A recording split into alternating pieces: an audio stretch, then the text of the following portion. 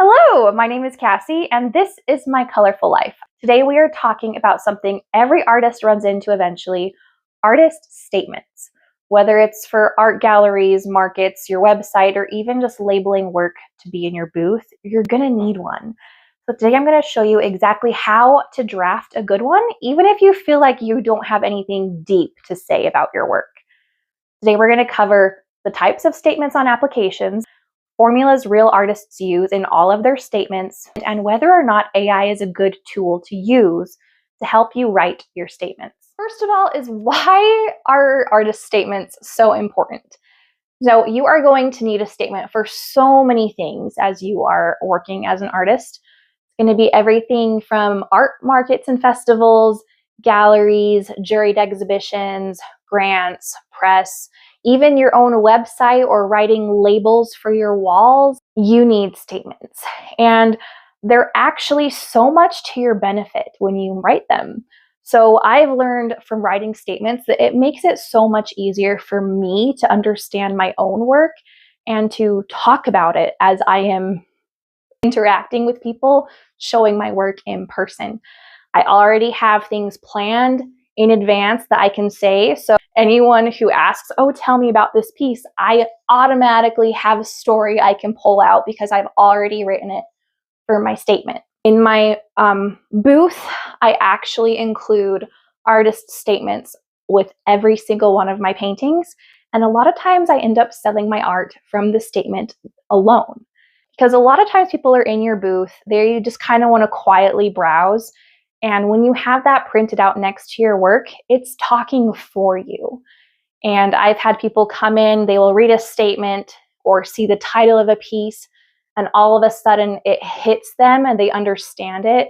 And that is what makes showing my work in person feel so meaningful, and it helps me sell art. So I hope that some of this passion comes through and that I can help you be able to draft really good statements that can work for you as you continue to navigate this wild artist journey. So when you are filling out applications for markets, you're going to come across typically two types of statement requests, sometimes three. There's three. So the first one is going to be your artist statement. This is just talking about the why behind your painting, the inspiration, what it's about.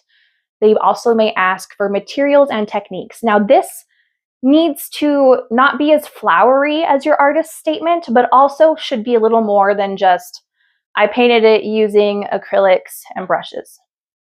Like, you need a little bit more in there. And the third one is going to be your artist bio. Now I'm going to cover all three of these and help you figure out how to write each one of them. Now you might be saying, art's not that deep, I don't really have anything to say. And that's very common to feel that way, but I guarantee that it's not true. Even if you just paint flowers or rabbits because you like them, there's a reason why you like those things. Let's talk about that. What's so pretty about them? How do you feel when you look at them? Maybe you need to sit and think about why you enjoy the things that you enjoy a little bit more. And I think that could really help you tap into a bigger purpose behind the things that you create. All right, so let's move on to the part that everyone always asks for, the formulas. Let's pull you up a little bit. These are really simple, relatable structures you can use to draft your statement, even if you feel like you have nothing deep to say. So if you're following along, this is a great moment to grab a notebook or open the Notes app on your phone. These are the exact patterns that you will see in almost every strong artist statement.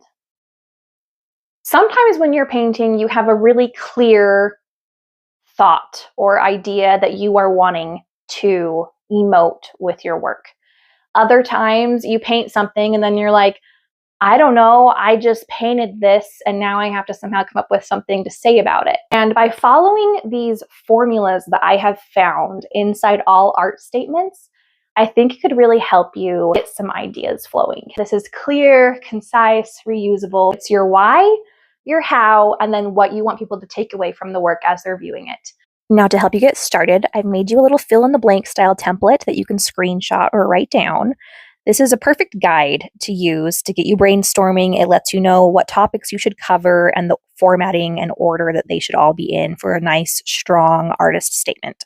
Okay, let's use the formula to describe the painting behind me. For example, this is inspired by the stormy seasons of life. It explores that transitional moment between darkness and light and celebrates the beauty of those in-between moments. I started out by using fluid acrylics and let that run all over the canvas, which then guided my composition.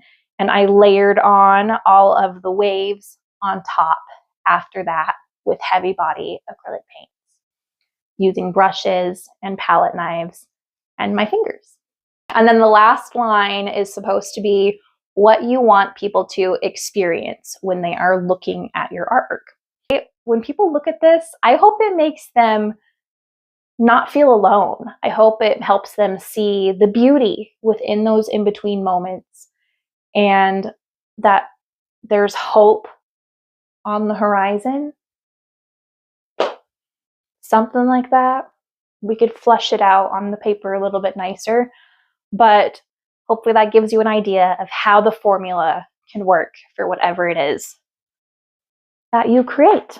Now, the templates for materials and techniques and artist bios are very similar, but I have made you little cheat sheets for both of those, so you can go ahead and screenshot this one for materials and techniques, and then we have this one for the artist bio. I hope it helps you realize that you do have a story to tell.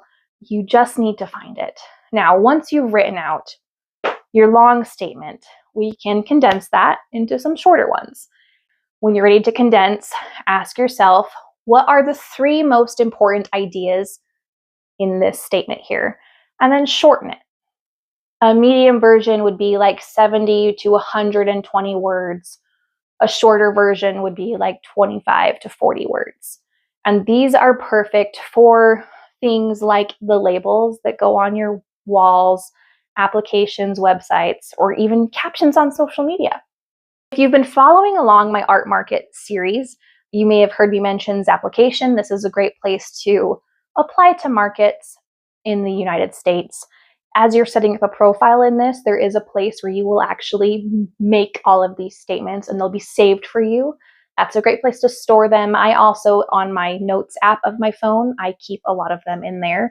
They're already written and ready to go. And then I just tweak it a little bit every time I do a new collection, or if I'm applying to a specific kind of event that requires the voice to change a little bit. Maybe it's something that's really prestigious and you want to sound a little more confident and professional and embellish on those types of terms. That would have you change up the tone a little bit more so than if you are doing a more casual kind of market. And this is a place where I think AI would be helpful. So let's get to the very controversial section of this video, and that is AI assistants writing your statements for you. I've chosen to address this because I know that it's something that artists are doing already. Now, do I support the use of AI to generate images that you profit off of financially? Absolutely not. However, I know that a lot of artists are not very confident in their writing skills, and using a tool like this can help open doors for you. Now, that being said, you cannot just go to AI and say, I want you to write this statement for me, and have that come out ready to go for you to send off. This is a tool. It can help you brainstorm and get some ideas rolling. It can even proofread your statement for you or help you change the voice if you're wanting to take your statement and adjust it for a different type of application. I think it's great for things like that, but just know that whatever it spits out, you are going to have to make adjustments, because these statements that they send out just without any modifications are all starting to sound very much the same. And it will help you stand out the more that you can inject of your actual self into your statement. So that is all I'm going to say about that. Art statements do not have to be intimidating or overly flowery. They just need to communicate. What do you explore? How do you express it? And what do you want viewers to feel when they experience your artwork? Use the formulas, study examples, build multiple lengths, and you'll have statements ready for any situation. Thank you so much for watching. I hope that this video has helped take out some of the intimidation surrounding artist statements and maybe given you a few ideas on how you can improve ones that you already have. I hope that you have been enjoying this art market series. If you have missed any of the videos, I'll leave a link to those right here or up here, depending on how you're watching. So thank you so much, and I will catch you in the next one. As always, if you're interested in any of the artwork you saw in today's video, you can find it and more at cassiedeart.com. This stool is really uncomfortable. Stop it, you!